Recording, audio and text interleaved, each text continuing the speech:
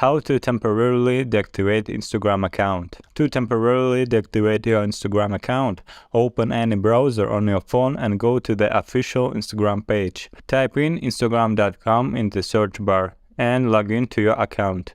Then go to your profile and click on the icon in the top left corner. Next, click on Edit Profile. Scroll down and find the option Temporarily Deactivate My Account. Click on it. Then select the reason for deleting your account and re-enter your password. Click on Temporarily Deactivate Account and confirm your action. And that's it, you have temporarily deactivated your account. If you temporarily deactivate your account, your profile, photos, comments and likes will be hidden until you reactivate it by logging in. Also, you can only deactivate your account once a week. Thank you for watching. Please leave your likes, comments and share this video. See you in the next video.